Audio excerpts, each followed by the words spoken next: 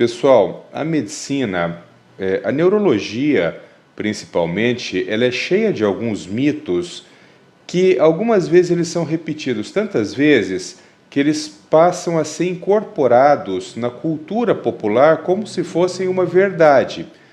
Hoje no consultório eu ouvi uma coisa, eu ouço isso com muita frequência, mas hoje foi muito marcante o que a mãe me falou. Então, o diagnóstico de um menino no transtorno do espectro do autismo e um caso assim muito clássico de uma criança com quase 3 anos de idade, que a gente já considera um diagnóstico tardio de autismo, né?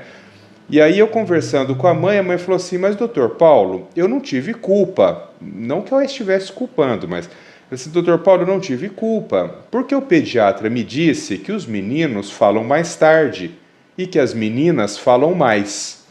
Muito bem, isso, pessoal, é um mito que foi criado que não tem paralelo na neurociência. Então, mas esse mito, ele foi criado por algum motivo. Claro, isso não surge do nada assim, né? Então, o que nós sabemos é que, em média, se você pegar as áreas cerebrais, as duas principais áreas cerebrais, a área de percepção da palavra falada, a área de Calvernick, e se você pegar a área de expressão da fala, a área de Pierre-Broca, elas são de 10, de 15 até 20% mais volumosas no sexo feminino. Isto é verdade.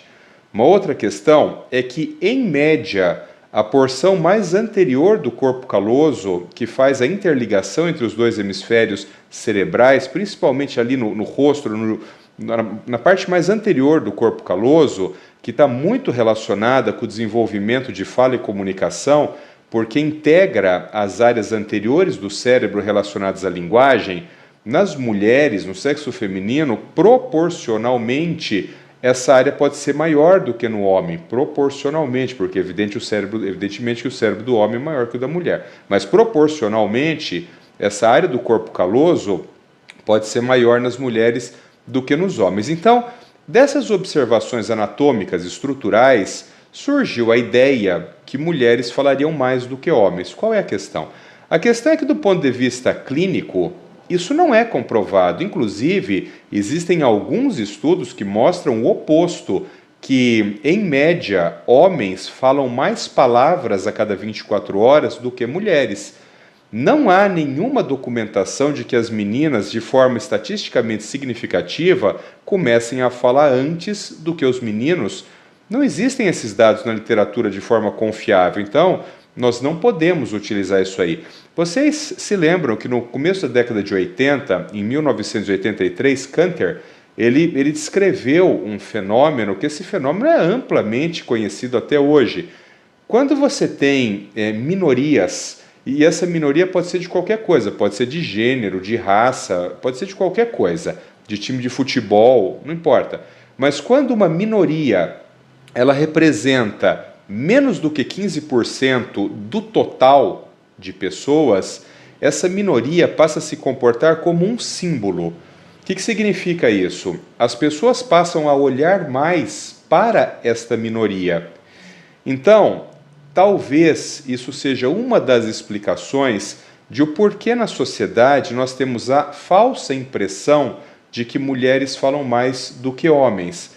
Se você observar, por exemplo, numa empresa, pense cargos de gerência, diretoria tal de uma empresa, você concorda que tem muito mais homem do que mulher? Ainda é assim, muito mais homem do que mulher. Então, se essas mulheres representarem menos do que 15% daquela população geral local, elas se transformam em símbolos. Os símbolos eles são mais observados por aquela microcomunidade, e isso pode dar a falsa impressão de que essas mulheres falam mais, enquanto, de fato, elas falam igual ou falam menos do que os homens. Então, pessoal, o meu recado é o seguinte: esqueçam essa história de que menino pode falar mais tarde. Não tem isso. Então, aquela regrinha que eu já falei inúmeras vezes aqui na página para vocês, né, do número de palavras, coisa e tal, quando a gente começa com 12 meses, vai para 18 meses, 24 meses, chegando até os 4 anos, já cansei de falar isso aqui para vocês, né, falei até que tem que decorar isso aí. Aquela regrinha, ela vale para menino e vale para menina.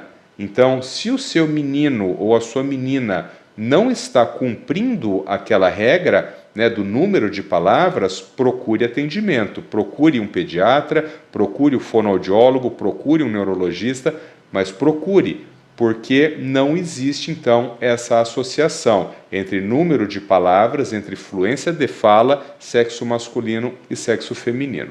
Um abraço.